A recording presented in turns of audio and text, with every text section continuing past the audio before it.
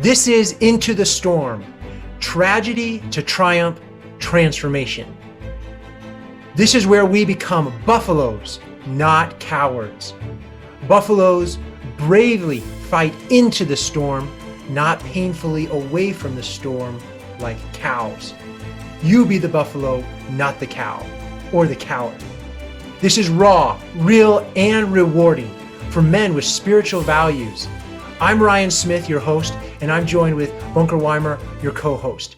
By joining us, you join the community of post-secularism, vanguards combining the one, the Eastern and Western paradigms, the scientific and secularism, plus the spiritual and religious values, all searching for the same thing, truth.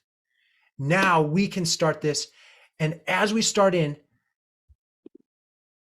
but before we jump in, I want to let you know of even more incredible opportunities to learn and discover healing for yourself and those you love. You can learn more at the TTT Transformation or tttransformation.com and www.theryancsmith.com for one-on-one coaching and large-scale speaking opportunities to transform your relationships and your life. Be part of the action. Let's get into it. Today, we have an exciting episode where we're talking about getting bad guy results, but still being the good guy. Bunker has put these thoughts together, and so he's going to be leading this conversation. So I'm going to turn it over to you, my friend. Awesome. Thank you. Well, as we're talking, I hope that we can kind of help define for the audience the difference between bad boys and nice guys, their characteristics, and hopefully illustrate how you can find a middle ground. You can have certain positive qualities of the bad boy while retaining the good parts of the nice guy. So kind of diving into it, if we think about what are the differences between bad boys and nice guys. And so as we talk about negative and masculine or positive and negative, or we have masculine and feminine energies, we can think of the bad boys being high in masculine traits, which are more on a disagreeable, assertive, action-based characteristics. And the nice guys are more high in the feminine traits. They're a little more in their bodies. They feel a little bit more. They are focused on what is going on around them and within. Nice guys are often considered like the pushover. Bad boys are kind of edgy. Nice guys do what they're told. Sometimes they just kind of push over to their wife or their girlfriend. They wear whatever they got picked out for them. And bad boys just do what they want. So hopefully that kind of illustrates. Yeah, and if I could interject, absolutely. Like usually we have like derogatory terms. I want to keep this uplifting here, so I'm not going to say the terms that I heard in the military a lot. But guys would have demeaning comments towards guys, and it was usually a feminine trait or body part or something. But like it was usually, if they wanted to be derogatory towards men, they would call her something in the feminine frame, which I thought is, which would also connote weakness and that pushover trait. So I just like our language that we use. There's this consciousness that femininity is synonymous with weakness, and so that was a kind of, and so the nice guy is kind of is a derogatory, like that's not what you want to be, right? You don't want to be the nice guy, because then that connotes that you are passive, weak, unable to get things done, which is kind of the opposite of masculinity. Strong, get things done, immovableness. So no, absolutely. Thank you. Because going off what you said and what we talked about in previous podcasts is kind of like the yin and the yang. So each of us has our own balance of yin and yang. So if we think about the masculine and feminine, we ourselves, especially like as men, we have to be in touch with our feminine side and our masculine side. And if we are not, we can be very out of balance. So a lot of times there's men who are very assertive. They get stuff done. They don't mess around. But when it comes time to communicate, talk about their feelings, maybe open up, that can be a very difficult thing. So it's interesting because for a lot of women, that can be a very attractive feature of, oh, he's so driven. He just gets it done. He's kind of that alpha male. But then after 6 months, that very thing is what drives them away, because now they're like, well, you're not being open with me. I don't get to talk. There's no connection. I'm not seeing any vulnerability from you. And so there definitely is a high value and importance of being aware of yourself before addressing the relationship. I feel like, hey, am I capable, or am I doing a good job of being in my masculine and feminine energies from time to time? We don't want to be too unbalanced, because just like as you said, Ryan, like sometimes we talk about femininity as like just being weakness, and it definitely brings its own strength to the table and has its own role, its own place, and its own time. And it's almost being aware of yourself and knowing when to do what and where to do what. Yeah, and so maybe, and what I'm really trying to say, men, is that if you're demeaning someone and calling them, I don't want to say it, but you're calling them a feminine trait, like that's not even like logical. Like, to be feminine is connoted also with wisdom, and to be the real man is to embrace both your yin and your yang, both your feminine and your masculine energy. And so the real man is feminine. And I could just say my middle name, I'm going to put this out there, is Claire. And that's a traditionally feminine name, Claire. But I always, people would even make fun of me, like stupid jerk guys would say Claire, that's a girl's name. But I never bought into that. I probably bought into other demeaning things that little other bullies would say, but that was one that I didn't agree with that one, because I embraced my femininity, I think, from a young age. And I think later I developed, artistic ability, which is more of a feminine trait. And I found out that Claire is kind of the clairvoyance, clairsentient. Those Claire is connoted with spiritual gifts. And usually, you think of an angel, you think of a woman. And so anyway, spirituality and having those are feminine traits. So I think just the real man embraces their feminine energy. Perfect. Thank you. It's kind of that reminded me of that song by Johnny Cash, A Boy Named Sue. Have you heard that? Yeah, that's my Kind of what came to mind when you were that's my speaking. favorite Johnny Cash song. Well, he definitely became a bad boy, I guess you could say, in that song. And But if I could also say, Jesus Christ, I think, is the best example of embracing both his masculine and his feminine energy. He embraced both.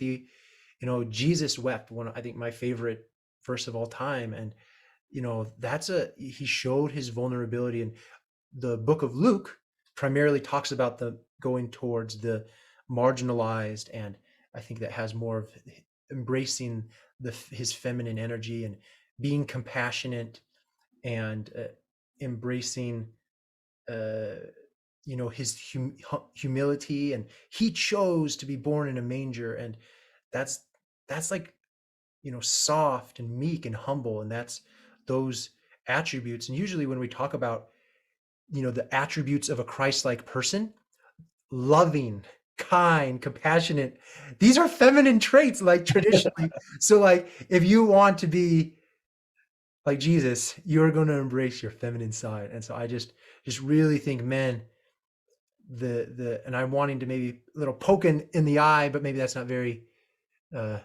feminine, maybe compassion. But Jesus did have a time he called you fox and your generation of vipers. And I think there's a generation of vipers. Any guy that calls another man and tries to demean them using a feminine trait, that is the definition of weak. And everything that you're trying to maybe project on someone else, you just brought it on yourself as being weak, unintelligent, and incapable of using the English language at least, but probably even bigger. So take that. perfect. And I really appreciate you bringing up Christ, because he'd be a great reference point throughout this episode to refer back to, because he did embody the perfect balance between masculine and feminine traits. Something that we kind of both agreed on that would be good to like start kind of the episode with was kind of a little bit of advice for men. And I guess a little bit of background is Ryan, he's a marriage and family therapist. I work with a lot of people like in the dating world. And something that I've realized is a lot of men, at least in my workings with them, oftentimes feel really stuck, and they don't feel like women desire them as much as they wish that they did. And I feel like it all comes down to the vision that a man holds for himself. So if you are a man and you create a vision and have goals and dreams that you go and pursue each day, you are in essence creating your own life and your own world. So when a woman comes along and she sees that, it becomes a very attractive feature to her. If you don't have that, you're kind of like a man standing on the sand. It's not like a super firm foundation. You don't have a lot of things to give. And unfortunately, that's kind of like how men are, or their value is determined, is kind of like what they have to offer to the world. And so I think something I tell a lot of guys is that she does not want to be given the world, but she wants to be brought into your world and help create with you. And I think that's a very important distinction, because I see this all the time. Guy meets girl and he kind of throws his whole life out the window. And he's like, I love her. I'll do whatever it takes. And then they start kind of doting over her hand and foot, like, you are the center of my world. And she doesn't like it and she leaves. And then he's heartbroken. And I think myself, I've been there. I've done that. And it took some learning to realize I needed to go and pursue my dreams in life. And that is more attractive to her. It makes her feel more comfortable. So it's just important to remember that she doesn't want to be the center of everything. She does not want to be the center of your world. She just wants to be brought in and taken along the journey of your world. And that kind of leads me into like the disagreeableness versus agreeableness. But Ryan, do you have anything that you'd like to share? I just want to validate that. It is so awesome. I love that thought. And I'm just going to reiterate it because it's so good. She doesn't want to be given the world. She wants to be brought into your world and help create it with you. Men, you are the ones with the man with the plan. You need the vision. And she's so attracted to that. And going forward, and I just think there's so much to that I've learned at church and, religiously. I think that's just, I've been taught this, but not in this context, like how to have like better relationship IQ. It was taught in the context just how to have right priorities and how to serve God. And they always said, your woman is not your number one. Always put God number one. And then, she's like secondary to that. And so, and now this is kind of coming full circle, this post-secularist thought is that when we try to serve God and do our mission, what God has endowed us with, that actually makes us more attractive, more, in our masculine energy. And so I'm going to be vulnerable. I'm guilty of this. I love like throwing the red carpet out for my girl. And I don't know, there is a part of me that just melts at the love of a woman and wants to just throw my life away and make her number one. And that's not, but it's too expensive. And it creates an imbalance later in the relationship, or maybe even right there, because women want you to take charge. And if you always have their needs priority, and so I think you're probably going to talk about, it goes right into disagreeableness, that, where is that balance in trying to respect them, but not totally succumb to their wills. Because I think, and ultimately, if I don't know your thought, but if I could just say, actually, I'll wait. You sure? Go for it. Yes. Okay. So I guess I just real quick wanted to make the reference between how nice guys and bad boys fit in this. So nice guys are wanting to give the world, and bad boys are out there just creating a world moving forward. And a woman's desire is to join someone who is going somewhere besides just making them the center of the world. So getting into disagreeableness and agreeableness, where disagreeableness is considered a masculine trait and agreeableness is considered a feminine trait. And we can think of this as resolving conflict. Usually men are more conflict prone, or women avoid conflict. So I have a little bit of like an example of how this plays into dating. I have a cousin, one of my closest cousins. He started dating a new girl, and he expressed to me how one of her major concerns was she felt like he just agreed too much, that he didn't really have any like greater desires. It was just kind of like whatever she said, he just rolled with. And she would say, no, like I kind of want you to like disagree with me, is ultimately what she was saying, but she didn't say it that way. And so I had found in my own dating experiences, like sometimes when I just kind of like just take the controversial viewpoint or play devil's advocate or just disagree, or I make up my mind on where I want to go, that usually help bring more balance to the relationship. So I told him, I said, hey, like just find like random things throughout the day that she talks about and just disagree with it and see what happens. And later I talked to him and he's like, man, she is so crazy for me now. It is so bizarre. She's like, oh, like wild all the time. And she just can't get enough of me. And it worked better than I had even anticipated. But I think that goes to show that sometimes we think we want something, but deep down it's something else. There's a little bit of cognitive dissonance going on. And it can be very common with women in the dating world, right? Like the example I used at the beginning is they're very attracted to a man who has this drive and he's just a worker. But 6 months down the road, the thing that she wanted the most is what's pushing her away now. sometimes we have to have those balance of the yin and the yang, the back and the forth, the cat and the mouse. So, is there anything you'd like to add to that, Ryan? Yeah, well, this idea of agreeableness, disagreeableness, and that kind of, masculine energy. You think of, I never agree with anybody. It's always my way or the highway. That's kind of an extreme toxic form of, not maybe masculinity, because there is no such thing as toxic masculinity. That's an oxymoron, because masculinity is the true balance of righteousness. And so, but a toxic man is just never gonna, it's always his way or the highway, right? But but then if you always agree and you're just like never have any backbone ever, then that you lose credibility, and you're just water, and you're too wishy-washy, and there's no real direction, there's no structure to you. And so it's choosing your battles, really.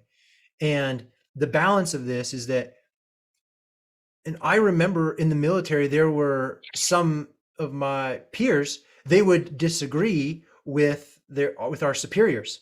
And I remember I was like, oh, I would never do that. But it ended up, they were the ones promoted. They were the ones, because they were, the boss knew that they could trust him, and that there was this, they knew where they stood. And our boss didn't always go with them, but he did respect them in the end. Maybe not like right in the moment, but in the end, like where they were coming from. And it has to be, you disagree with purpose, specifically with your higher purpose, your divine self. And so that's like when you're getting your feminine wisdom there, but you're using your masculine sword. And this is super hot for guys and girls. I'll be honest, I like a girl telling me no. I like a girl, when she yanks my tie and says, come with me, and says, and I'm just like, whoa. And she like holds my hand and says, we're getting on the dance floor, and like, we're doing this, like that's hot for me. And maybe I'm like, no, I don't want to do that. And I like sometimes even when my woman like disagrees with me, and and then when I see where it's going, and it's like for a place of greater love and connection. And what's coming up for me is a story by Tony Robbins, where he expresses when he was dating Sage Robbins. And I think it sounds like this was like a big turnaround point. I'm not sure. I'd have to ask him. But while they were dating, he was like going vegan and like super concerned about his health. And he still is. But he had like a strict diet. And one of those things was no ice cream. And they went out for a fun date. And I think she was even more vegan or more health conscious than he was. But she ordered like an ice cream sandwich. And Tony's like, what are you doing? And she's like, I'm living, you idiot. I'm living, you idiot. And just enjoying life. And he loved that time when she disagreed, and just enjoying the, ice cream tastes good. And sometimes it's a good time to just chill and relax. And so, and if I could also say, this reminds me of the movie Aladdin, the classic Aladdin. And the genie says, Mayday, Mayday, Mayday. And right before that, he's like, just be yourself. And that's what you need to do, is you need to be yourself. You don't disagree just for the sake of disagreeing. It's with a very intentional purpose. And I think I'm right on this, Bunker, correct me. But I think the man's default should be to agree. But the times when he doesn't agree is when his higher purpose, his vision is maybe jeopardized. And that's when he hold the line. And he's very clear with the difference between preference and principle. And principle is like his ultimate vision. And he's not going to negotiate on that. Like he's going somewhere higher, calling. And I just think true meekness is going to have this place where you're going to, when to draw your sword out, as Jordan Peterson talks about, that true meekness, you have the sword, you have the teeth, but you know when to use it.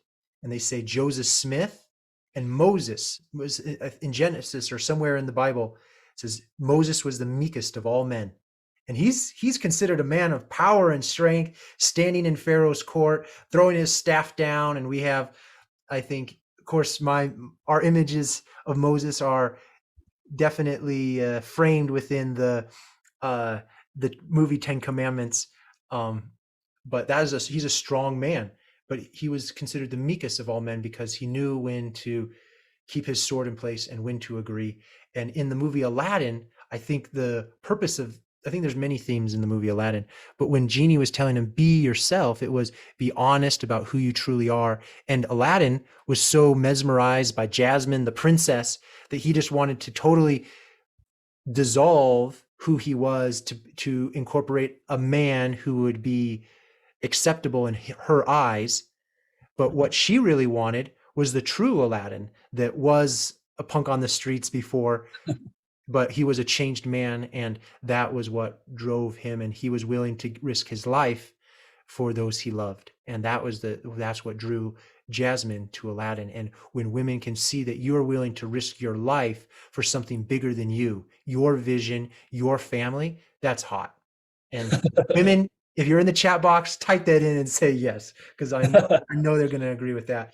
And but that's universal for if I see a woman who's willing to risk her life for her kids, for her family, and for her vision, like that's just hot. And it doesn't get any sexier than that, I think.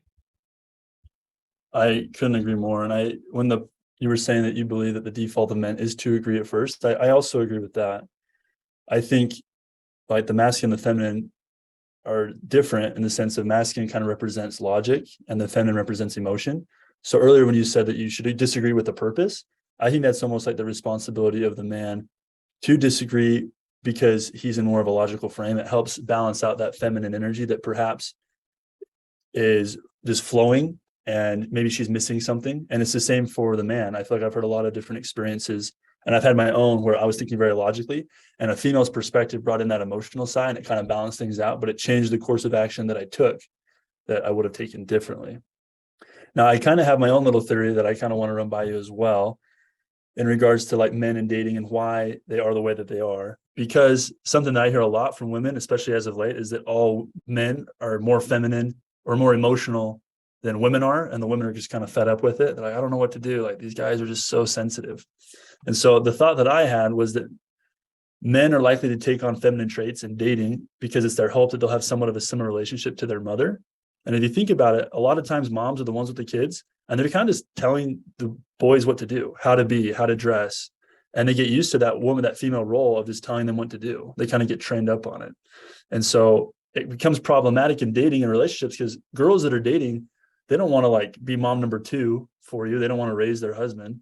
They want to raise like your children. And I found that if like you're a really masculine man in your masculine frame, it kind of moves to that spot of like, she wants to have your children. Sometimes you hear girls say that like, oh, I would have his babies tomorrow. Usually anytime you hear about that, it's a really masculine guy. It's someone that they're just going crazy over because there's certain characteristics that they're just putting off.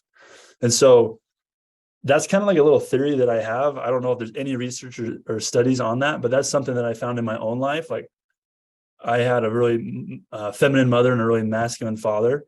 And I think my first 18 years of life, I leaned a lot harder towards my mother. She was sensitive and softer. It was like a more comfortable thing. And it took a lot of adjustment to fall into a more masculine frame. But I can definitely see where when I started to date, I was like, oh, I just want like someone that's going to take care of me and love me and dote over me. And now I'm in a more spot where I feel more balanced. And I can personally be like, oh, like those things are great, but I don't want my wife to dote over me in that way. I want her to dote over me, over my kids that way and give them that kind of love. But the love is different.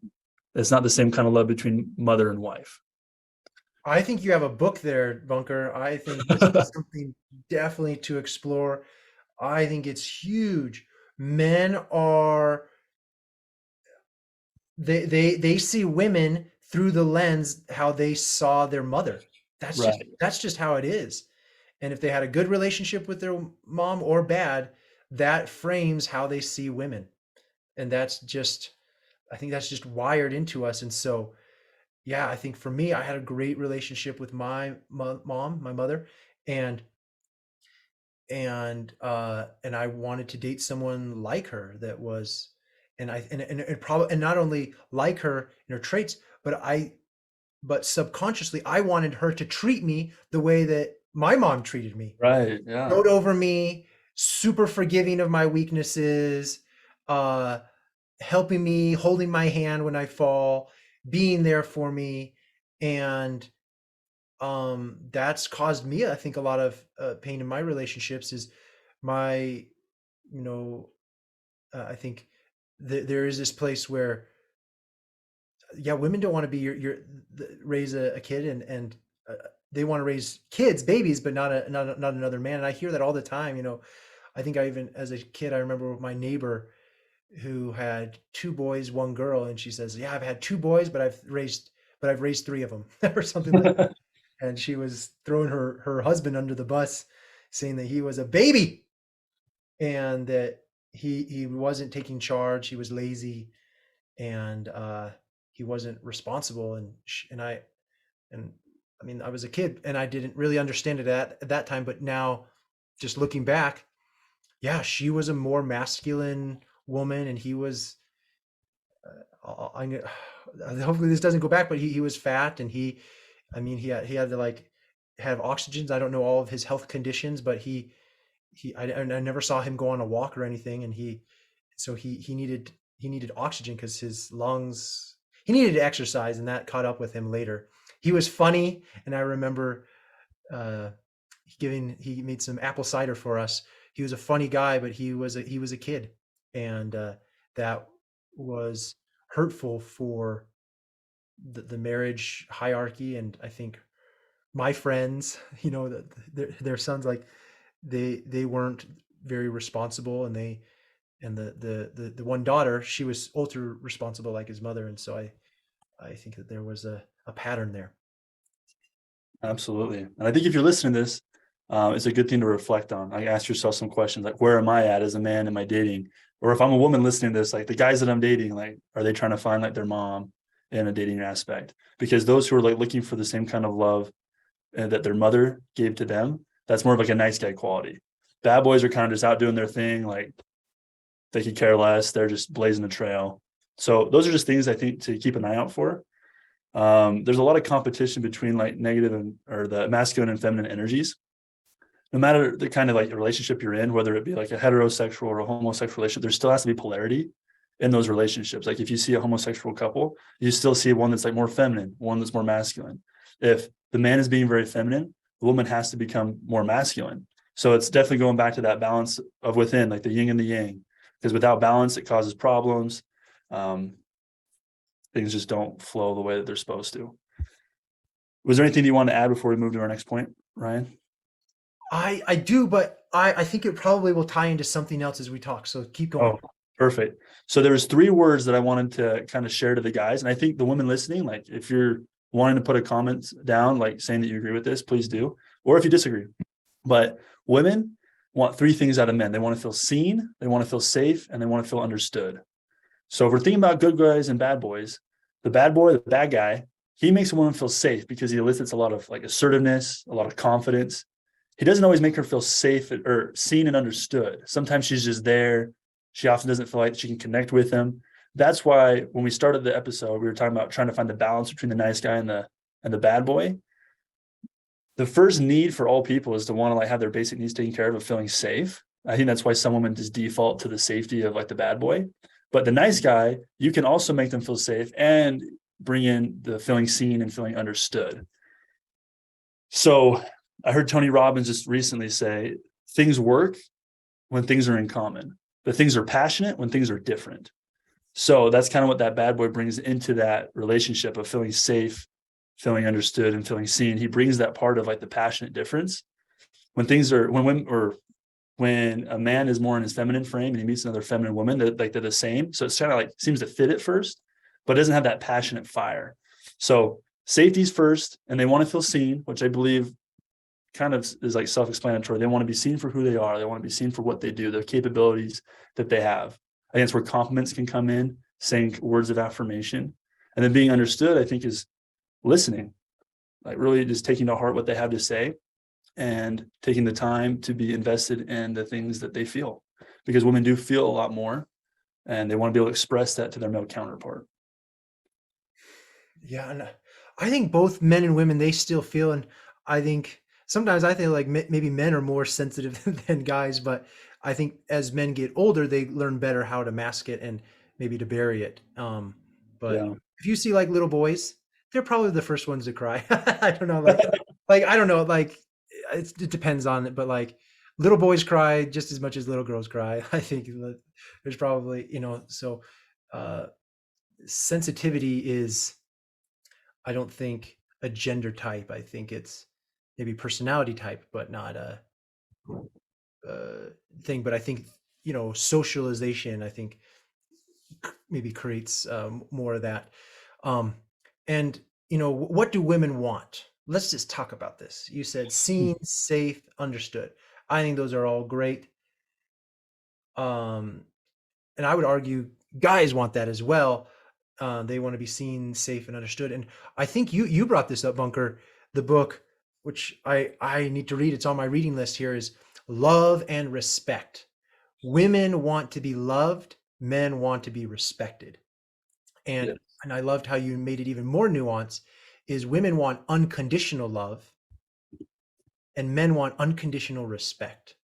And I feel that, like, I'm okay if you're not maybe always, but I want there always should be an air of respect towards me, no matter what I do, and that's a a, a thing I think that creates safety for me, and being understood and seen. And if I could just bring this into this is according to Dr. Harley in his book, His Needs, Her Needs. He came up with the 10 things, the 10 needs in marriage. And he said, these are the 5 things that women want primarily, and these are the things that men want primarily. And I think that these things kind of break it down even more with the seen, safe, and understood. But before I say that, Bunker, I'm not trying to like I guess I am kind of disagreeing, but I'm trying to put more nuance to it. Please do, because you're a bad boy. Is I disagree when I need to. And I think safety, I think for men and women, they both want it, but for women, it's more charged and it has a different nuance. And so I agree with you and I disagree with you. Perfect. I'm in the middle. And because like in a poll, I know we're leaning a lot on Tony Robbins here, Tone as Sage calls him, but he, in a on his relationship day, he says, "Men, in the last month, how many times have you felt unsafe? You felt scared for your life, and basically no hands for the men went up, and if they did, they're weak boys." Just kidding. Like no, there's real times that people their life is in jeopardy, right? That happens. But by and large, like I don't feel like I'm gonna get like beat up, or I'm not like that's not on my awareness that Right. like I can go to the store and like, oh, I'm worried I could be in a vulnerable situation and I'm gonna get gang raped or like something bad. I don't that's not on my awareness. I think I'm probably a little bit more aware. What would I do if there was like a terrorist attack? I think, but I don't feel like physiologically scared. Where I do believe, but then he asked women in the last month or even in the last week, how often have you guys felt scared, like concerned about your safety? And almost all the women went up. And it's like this night and day difference. And like, and he talked about, and I remember hearing this earlier, like when I park my car, for me, it's like, where can I park so I can pull my door all the way out so I don't bump into the car? That's my radar. But women, they like to get to the closest to the store, and I didn't understand that. Like, you're super lazy, can't just take 10 more steps to do that. But I understood that it closes the gap, because if there is a guy where they're coming after them, they have a better chance of getting into their car and driving away. Right. I never considered that, right? I never considered like some guy chasing me with a bat, and like as I go to Home Depot or anywhere, go shopping or something, like that's not something that I'm considering, but I think that is in some girls' minds, even if it's never happened. And so that's like just a whole different paradigm that we as men, as kind of that having that privilege, that we don't appreciate that maybe that maybe can I say A luxury.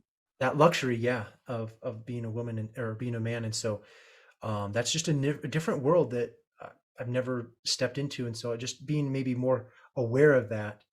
And so maybe that's why there's a whole lot to say to your one word of being why they value safety.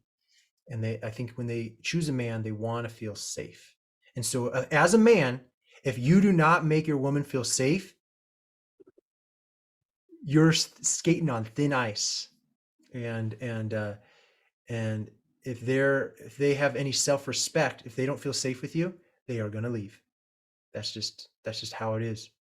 Couldn't So agree you got more. to accept. You just got to accept that they're not going to love you like your mother loved you. They're going to leave. So if you don't make them feel safe physically and also emotionally, then like that's a primary need that they're looking for when they're looking for their man. Can he help me feel safe? So I'm agreeing with you that they want safety, and it's more charged, more nuanced than it is for men. So without further ado, here is Dr. Harley's his needs, her needs. This is what women primarily are looking for in a relationship: affection. They're looking for conversation. She's looking for honesty and openness, which is kind of part of this emotional safety, right? Financial support, that's safety, right? Family commitment, safety. Like an affection is seen and understood, right? Conversation, seen and understood. Openness and honesty. Openness and honesty, seen, safe, understood. Those are all of them. So I'm agreeing with you. Um, so can you see those 5 things? Women are looking for affection, conversation, honesty and openness, financial support, and family commitment. And so if you're lacking in some of those areas, guys, step it up. And with men, this is what you're primarily looking for, according to Dr. Harley, but I agree with this. Sexual fulfillment. Mm-hmm. Yes, please. Recreational companionship. I want my woman to go do fun things together. Like I like triathlons, and it would be really hot for me to my wife did triathlons with me, and or go to the movies together. I want to go hold her hand while I'm doing something that I enjoy. It's more fun if she can be with me. One thing that I have appreciated about my wife is like I love to exercise, go to the gym, and when she goes with me, I enjoy that. That's definitely bonding for me. Physical attractiveness. Hopefully that goes without saying. That's important to men. So women, if you don't know that, you need to know that there is, I think, a red light. I talked about it. There's a red. Well, let me come back to that. So the last two is domestic support and admiration. Kind of what we talked about, love and respect. Men want to be admired, respected as the king. They're the king. That's their ego. Their man needs that admiration. And physical attractiveness. I don't know if women truly. I think some women get it, but some women don't get it. And so I'm speaking to those women that don't get it. As far as why do I need to dress up? Why do I need to put on high heels? Why do I even care? Or why do I need to lose 10 pounds? Just accept me for. Let me explain this to you. At least this is according to Ryan, but this is the raw, real, and rewarding part of the podcast here. As I explained it, I think it's a red light, yellow light, green light for me. And I think biologically, for me, there's like women, and I think they're all beautiful to me, but there's some women, they go in the red light, like, I'm not going to go there. There's women that are yellow light, maybe pass to go if uh, if I'm far enough along, maybe, but I'm not, I got to check it out and maybe put on the brakes before I proceed. And then there's some physical attractiveness that's an obvious green light for me, that even they could be super mean and corrupt and evil, but if they have that beauty, biologically I'm just wired to that. And there's a certain look, and you don't have to go very far to know what that certain look is. I think cartoons, Hollywood, they know what that look is. And men are definitely attracted to the physical, and thank goodness for that. I mean, men and women, they're different. Their body types and shapes are different. And to me, it's almost a little bit weird. And sometimes it's like, why am I so attracted to like, uh, women? It's just like, I kind of have like this conversation, like, yes, I understand it, but it's like, it's just, there's this place, if you see a green light physical form, it's like, and I think it's important for women is if you fit that place, it turns your man on. Could not agree more. Thank you for breaking down those things for men and women, because that leads us perfectly into the next point of continuing, I guess, what women want. So in my own surveys, I guess, or just conversation, every single girl I have ever asked, what do they find the most attractive in a man? What do they want? It's always come back as confidence. And confidence is a very masculine trait. And then one girl explained it to me this way. She said, it is easier to be confident in someone who is confident in themselves. And I thought that was very insightful. And she just went on to explain of anybody that she had dated who was not extremely confident in themselves and kind of appealed to her for their own self-worth, she became less secure in the relationship and in herself. And the guys that she dated who were more secure and did not need to appeal to her for their own like self-esteem and value, her own value and confidence shot up. She became less insecure. So I thought that was very interesting, because I guess you could say confidence is maybe the number one trait of like the bad boy. Bad boys are just overloaded with confidence. Even if they have nothing going on, they sure fake it till they make it, or fake it until nothing happens. And girls will stick around because, man, he is so confident. He's so hot and attractive. I love that about him.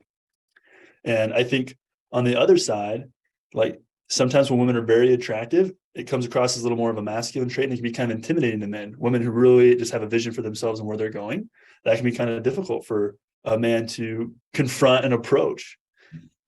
Now, going back to what we talked about at the beginning about setting a vision, having goals, and like going out and like trying to create your world, I think those are byproducts of being confident. So if you are a man and you're not feeling super confident in yourself, and you're listening to us have this conversation and you feel like, man, I kind of feel like I'm falling in the nice guy category. Maybe things are starting to make sense and light bulbs are going off of why things have kind of happened the way they have. The number one thing you can do is focus on confidence, building that.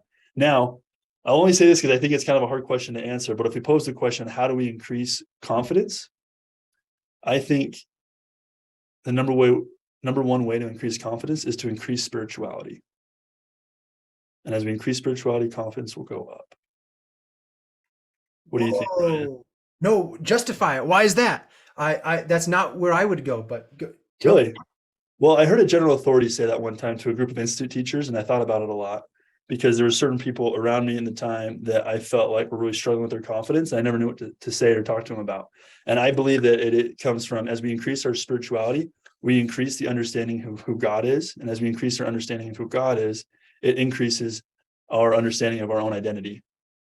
And if we have a perfect understanding of our identity, we'll have a perfect confidence. Mm. But I would love to hear your viewpoint, even if you disagree. Even more so, I would love to hear it. Interesting. Yeah, I wouldn't respond that. That's not how I respond. Um for me, how I respond to that, but I want to come back to that, is just you need to have a vision for your life. You need to know where you're going. What's your mission in life? And a lot, I think, your career, your work.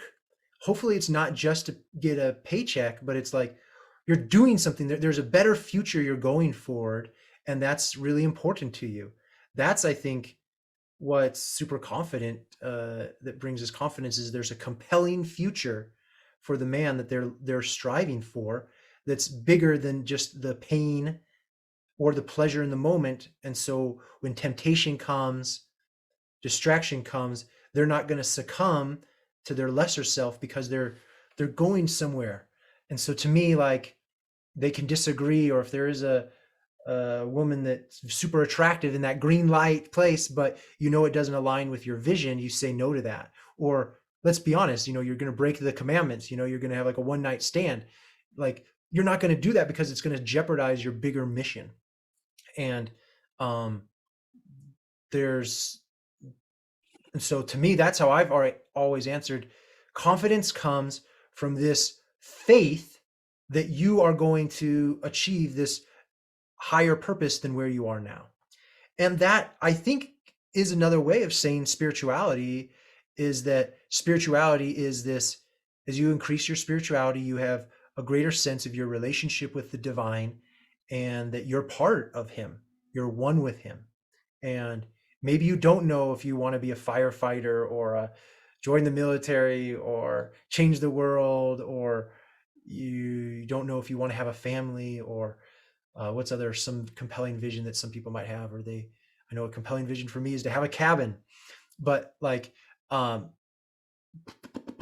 but but even if you don't have any of those things, but you have a strong spirituality, you have a strong relationship with the divine, you trust God, and you trust that it's important to follow the commandments, and you may not know why. You don't maybe have the awareness that a one night stand might jeopardize your compelling future, but you just know it's the wrong thing to do, and so you just know God wouldn't be happy with it, so you don't succumb to that. And so that could be confidence. And yeah, I think that there are maybe some people in my youth who, and basically it takes a long time to figure out what your mission is in life. Like that doesn't come overnight, and that most people don't have that even in their 20s, and maybe even in their 50s, you know. Mhm.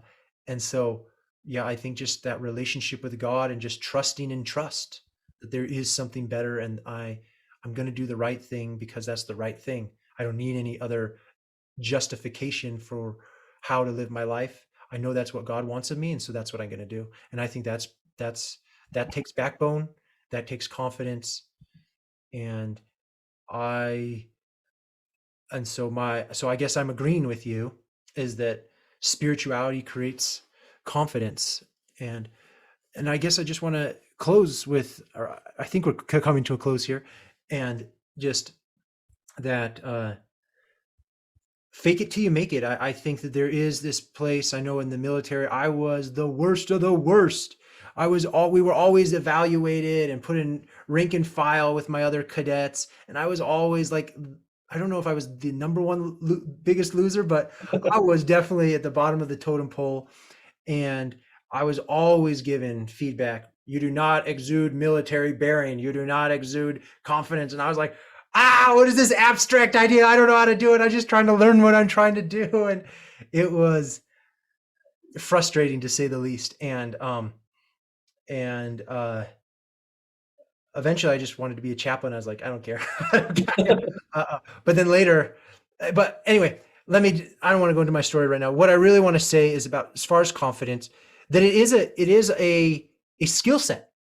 It isn't, I think ultimate confidence comes from inside. And this is the comment that I wanted to say earlier, is another way of saying confidence is, a part of that is your ability to differentiate yourself and know who you really are. And part of that is to, when there's a problem with you and your woman, that you don't just blame her, you look at yourself and say, where did I go wrong? Even if they did everything wrong in the book, and they're totally, and you have all the rights to be the victim, you still say, what could I do? What was my piece in this? And that differentiation, and that takes so much confidence. And when you can validate yourself and your worth, even when other people are saying you're a loser and you have no military bearing and stuff like that, and you're just like not frustrated that I got, and you validate yourself, and you know, even though maybe I don't portray myself in this way, or maybe at work I don't come across confident, that's okay. And you're able to differentiate, and you say this. And I think there's maybe a relationship with your parents. Maybe we'll talk about differentiation on another time, because I think that's so important. But um, I I ultimately just want to say that confidence is a skill set as well. And not only is it's more important to clean the inner vessel first, but also the external vessel matters. And learning communication skills, and learning how the kind of, because men were always in a hierarchy, and whenever there's always kind of some hierarchy, and knowing when to kind of push and shove, you need to know kind of those hierarchies. And maybe we'll talk about that at another point. But I think also confidence and charisma is important. And I think confidence is such a multifaceted word for me. And what I'm maybe wanting to end with is just how you express and hold yourself. I think just holding your posture does wonders for you. How you move your body does wonders for you.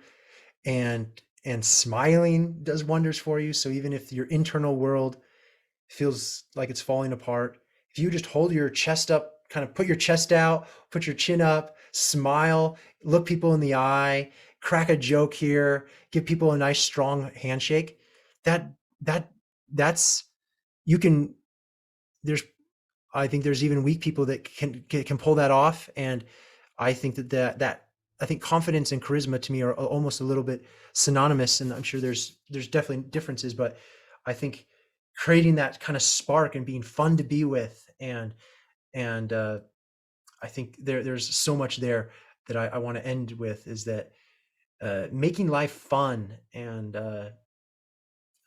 yeah, there's a whole soapbox on this, but how you hold yourself is also important. We've been talking a lot about the internal world, but I also want to talk about the external world.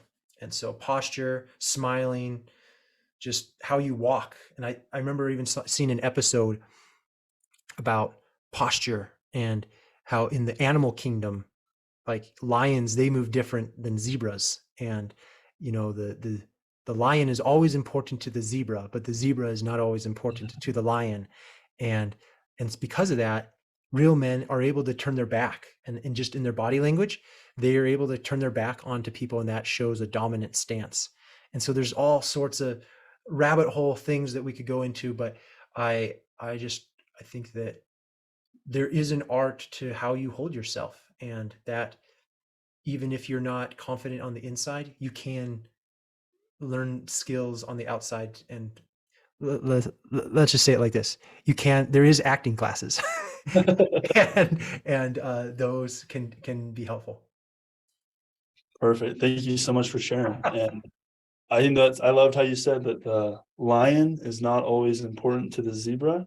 No, the zebra is not always important to the lion, but the lion is always important to the zebra. That's a pretty cool little saying. And that's like the beta. The beta is always kind of worried about other people and what they're saying, and ooh, who's on the top of the hierarchy. But the alpha is like, they don't even care. They're just, if they know what they want, they know they can get it, and they just have that faith, and they're not shaken.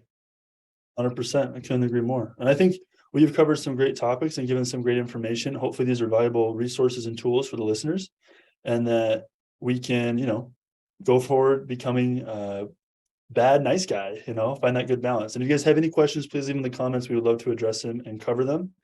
And unless you have anything else to add, I say we love them and leave them.